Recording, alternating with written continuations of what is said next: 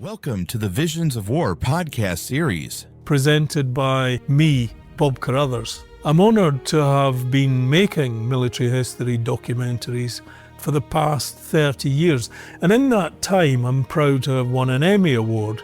But more importantly, I've also discovered and shared some great primary source material concerning the history of warfare. The Visions of War podcast is brought to you with a huge array of informative insights and discussions Covering every aspect of military history. You'll find Visions of War wherever you get your podcasts. I'm sure you won't be disappointed. Today, we're diving headfirst into, a really critical moment in the Battle of the Atlantic during World War II. We're looking at the German U-boat technological crisis. Think mid-war, sort of February 1943 through to early 45. Yeah, this is when things got incredibly tough for the U-boat arm. It wasn't just a fight anymore. It became this desperate technological race for survival. Exactly, a race against Allied tech that was just getting better and better. And this phase really kicks off just after Admiral Dönitz becomes commander-in-chief of the whole German Navy. That's January 1943. Right, and you'd think, new commander, maybe some fresh confidence? But the reality was pretty grim already, wasn't it? Oh, absolutely. Dönitz inherited a mess, frankly. Even if Berlin felt confident, he knew the score. Chronic shortages, manpower, materials, you name it. And crucially, almost zero reliable air support from the Luftwaffe. Which was vital for U-boat operations, or at least reconnaissance. Absolutely vital. And despite all this, Dönitz was crystal clear on the strategy. He basically said, look, attacking Allied shipping is, and I'm quoting here, the only means we had of inflicting serious damage. So the U-boat campaign had to go on no matter the cost. Pretty much. And that meant his top priority became getting new tech, better equipment, and really pushing the development of those next-generation U-boats, especially the Type Exequal. The famous Electro boat, we'll definitely get to that. But before the future could arrive, the present kind of imploded on them. Yeah, that's the May crisis of 1943. May 1943 was just catastrophic for the U-boat. What happened? Was it a single new weapon, like a miracle cure for the Allies? You know, that's what everyone assumed, even the Germans initially, but no. The sources are clear. It wasn't one thing. It was the sheer weight of the enemy opposition. Just overwhelming numbers and coordination. Exactly, and particularly aircraft. Allied planes became devastatingly effective, and the reason was something the U-boats couldn't detect: new centimetric radar. Okay, let's dig into that detection failure, because it seems central to the whole crisis. How did they miss it? It's kind of astonishing, really. They weren't totally unaware. They suspected centimetric radar existed. They'd even captured a British set, the Rotterdam Gert set. So they had the hardware. They did. But German scientists, they basically doubted it could be made practical. They didn't believe the Allies could miniaturize it effectively enough to put it on lots of planes and ships. Not until January 44 did they really accept it was operational. Wow. That delay must have cost them dearly. Catastrophically. And here's the real kicker, the deep irony. The U-boats were actively helping the Allies hunt them. How? What do you mean? Their own detection gear. The Metox radar search receiver, the thing they relied on to warn them about Allied radar, it was basically a homing beacon. Wait, hold on. The warning device was emitting signals the enemy could track. Precisely. Later experiments proved it. Mentox gave off this detectable radiation. Allied aircraft could pick it up from, quite far away. How far are we talking? The sources mention ranges like 25 miles pretty reliably, but there's even an account from a captured Allied pilot claiming they could sometimes detect it from up to 90 miles out. 90 miles. Okay, now it makes sense. Right. Suddenly, all those hitherto mysterious and inexplicable phenomena, as one source puts it, became clear. Like why their patrol lines seemed to be magically avoided by convoys. And why boats were getting jumped and sunk way out in the open Atlantic, far from where they expected danger. The Metox was lighting them up. So what did they do? They couldn't just keep using it. No way. The order came down fast. August 14th, 1943, use of Metox and a similar device, Grandine, was banned, period. Which left them completely blind to radar-equipped aircraft. Essentially, yes. Suddenly reliant purely on lookouts again. It was a massive defensive gap. How fast could they plug that? What came next? The first stopgap was a new receiver called the Hageneck-Wellenanzeiger, or WANZI for short. 1Z. Was it better? It was. Less bad, let's say. Its main advantage was a much lower radiation signature, maybe only a fifth of what Metox put out. So a smaller vulnerability, but still a risk. So they're scrambling for better detection, but they also needed to, like, physically survive attacks, right? And hit back. Exactly. So two big hopes emerged around the same time. Defensively, combine the onesie for some warning with much heavier anti-aircraft guns. Ah, the idea of fighting it out on the surface. That was the gamble. They started mounting powerful 3.7-centimeter automatic cannons. The thinking was, if we get caught on the surface, we fight back hard, try to maintain mobility. A pretty desperate tactic in hindsight. And offensively, what was the new weapon there? That was the Zonenkönig, or T5, the acoustic homing torpedo, ready around October 1943. The destroyer buster, designed to home in on the propeller noise of escort ships. That was the plan. It could track ships moving between 10 and 18 knots. This was supposed to be the answer to the increasingly effective Allied escorts. Must have caused some excitement when it first deployed. Huge excitement. And the initial reports back from the U-boat commanders were, well, overly optimistic. The first big T5 operation against convoys on 202 ONS 18, they claimed 13 hits. 13? That sounds like a major success. It sounded like it, but later analysis using British records showed the reality was quite different. Only 3 escorts actually sunk and 1 damaged. Wow, that's a big gap between perception and reality. Shows the pressure they were under, maybe. Definitely. They needed a win, needed the new tech to work miracles, but the Zonenkönig also had this tricky little problem. Oh, what was that? Its arming distance. It armed itself only 400 meters after launch. Okay. Why is that a problem? Well, imagine you fire it from your bow tubes at an approaching destroyer. The torpedo arms quickly and starts hunting for noise, including your noise. Ah, so you have to dive immediately. Crash dive instantly to avoid being hit by your own torpedo. It meant firing your best weapon often meant immediately giving up your tactical position. Not ideal. Yeah, that sounds like a major drawback. And what about the other part of the plan, the heavy AA guns? Did fighting it out work? Not for long. Initially, Allied pilots were maybe a bit cautious facing the new firepower, but by October 43, they'd adapted. They pressed home attacks relentlessly, often using multiple aircraft. The U-boats just couldn't win those surface duels. It was suicide. So the new weapons weren't silver bullets, and the defensive tactics failed. What did that mean strategically? It meant a major retreat. Pack attacks, the core U-boat tactic, especially west of Britain, were just failing too often, with horrific losses. By late 43, Dönitz basically had to pull them out of that area. Which funneled them into choke points. Yeah. And the deadliest became the Bay of Biscay transit, getting from French ports out into the Atlantic. That passage became a nightmare, right? An absolute death trap. Sources say something like 35% of all U-boat losses in mid-1943 happened just trying to cross the bay. Why was it so lethal? Just aircraft. Aircraft and surface ships working together. They tried traversing in groups at first, hoping the combined AA fire would work. But the Allies countered that. Immediately, they'd swarm a group with multiple planes, sometimes with fighter support. It overwhelmed the U-boats, forcing them back to trying to sneak through submerged, which was slow and made them vulnerable too. And this Allied blockade wasn't just hitting the attack boats, it hit their support too. Critically, the U-tankers, the milk cows, were vital for long-range operations. The Allies targeted them mercilessly in the Bay and beyond. Boats like U-459, U-461, U-462, all lost. Losing the tankers must have crippled their reach. It was a logistical catastrophe. It strangled their ability to operate effectively in distant waters, the Indian Ocean, the Caribbean. Those operations became incredibly costly. Which raises the question.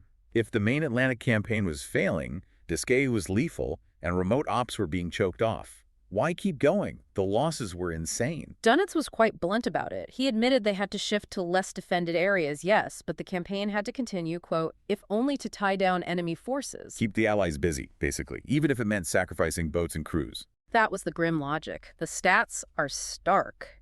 Maybe a third of the boats sent to remote areas were lost. One operation off Brazil saw only a single boat return. It was about attrition. Allied anti-submarine resources, not just Allied shipping tonnage. A truly desperate situation. Yeah. It really underscores that the conventional U-boat was finished. They needed something radically new. Which brings us to the next generation, the Type XY electro boat and the smaller Type X3 coastal boat. These were the future. Tell us about the Type X1. What made it so revolutionary? Speed, underwater speed. It was designed from the ground up to fight submerged. Forget surfacing. Compare it to the older boats. They could maybe do 6 knots submerged for, 45 minutes? Right, before the batteries died. The Type XA one. It could sprint at 18 knots for an hour and a half, or maintain 12 to 14 knots for 10 hours. That's a completely different capability. It's night and day, like comparing, I don't know, a horse-drawn carriage to a sports car, plus deeper diving, better sensors, a new plotting table integrated with sonar. It could hunt without peeking. And it had a new way of attacking, too, this programmed firing. Yeah, that was potentially terrifying. It used special instruments to calculate the convoy's course and speed. Then it could fire a spread of 6 torpedoes, special loot torpedoes, that ran preset patterns. Taking the guesswork out of it. Exactly. Fanning out, looping across the convoy's path. Trials suggested like a 95–99% chance of hitting something in the convoy. If these had arrived earlier, the war at sea might have looked very different. But the Type XY, revolutionary as it was, wasn't the thing that immediately saved the existing fleet, was it? There was something simpler. Much simpler, and arguably more decisive in the short term. The schnorkel. The breathing tube. Essentially, yeah. Yeah. An extendable air mast. It let the U-boat run its diesel engines to recharge batteries or just cruise while staying submerged at periscope depth. So they could stay underwater almost indefinitely. That was the breakthrough. No more surfacing constantly, vulnerable to radar and aircraft. Did it work perfectly right away? Not quite. Running the diesels underwater was noisy, made it hard for their own hydrophones to hear threats. Okay. And initially, the schnorkel head itself could be picked up by radar, but they adapted quickly, coated it with radar-absorbent rubber, sorbo rubber, and fitted a new aerial called the Tunis. That cut the radar signature way down. And commanders got the hang of using it. Oh, yeah. They mastered it. There's the example of U-667 returning after 9 days, continuously submerged. The schnorkel made it possible again to operate even in heavily patrolled areas, like the British coastal waters. Which became crucial during the Normandy invasion, June 1944. Absolutely. Schnorkel boats were thrown into the fight against the invasion fleet, a deadly mission. The losses were huge, weren't they? Horrific. Up to 66% losses for some crews, especially the inexperienced ones, trying to penetrate the Allied anti-submarine screen around Normandy, but command felt it was necessary. Why? What was the gain? They did tie down huge Allied naval and air forces, forces that could have been used elsewhere, and they did sink valuable supply ships feeding the invasion. A strategic sacrifice, in their view. And later in the war, some boats got even more advanced defenses, like coatings against sonar. You mentioned U-480. Right, U-480. A fascinating case. It was coated with alberish, this anechoic rubber tile designed to absorb or scatter Allied ASDIC sonar pulses. Made the boat acoustically much quieter, much harder to detect underwater. Did it work? Seems like it did. U-480 operated successfully right in the English Channel, even sank the frigate HMS Loyalty.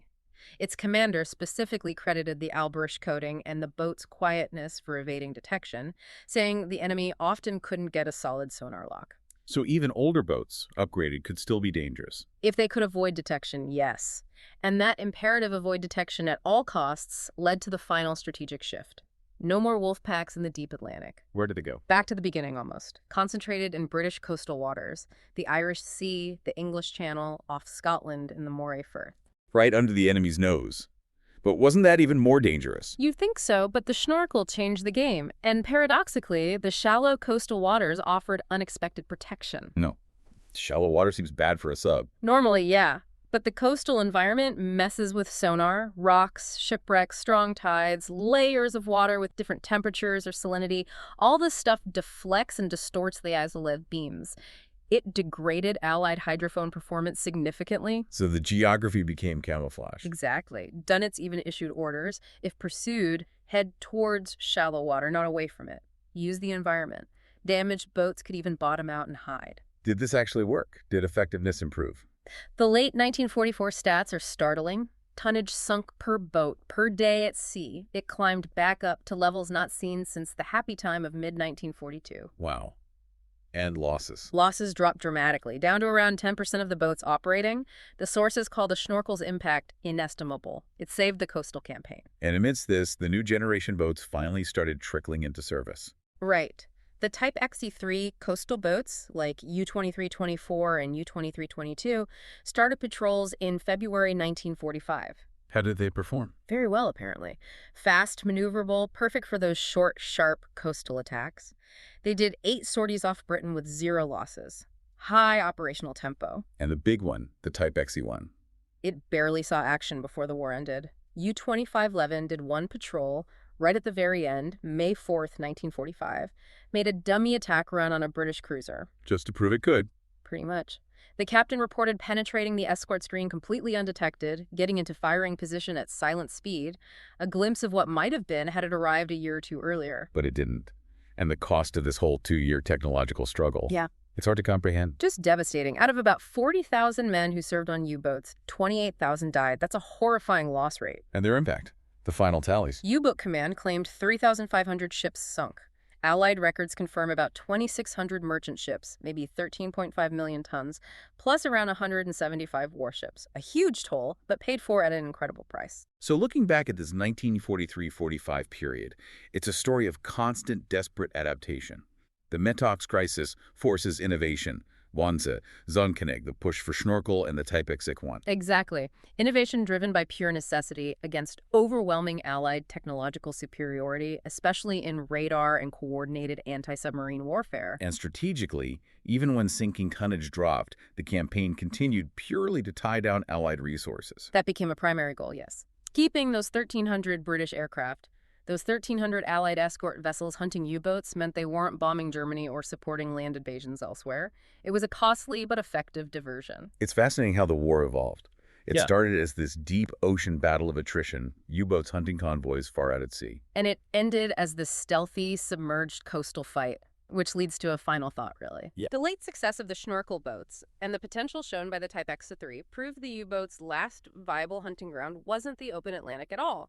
It was right in the enemy's backyard, using the coastal clutter, the rocks, the wrecks, the shallow water as cover, turning the very environment most warships try to avoid into their best defense against the Allies' technological edge. A total strategic inversion forced by technology.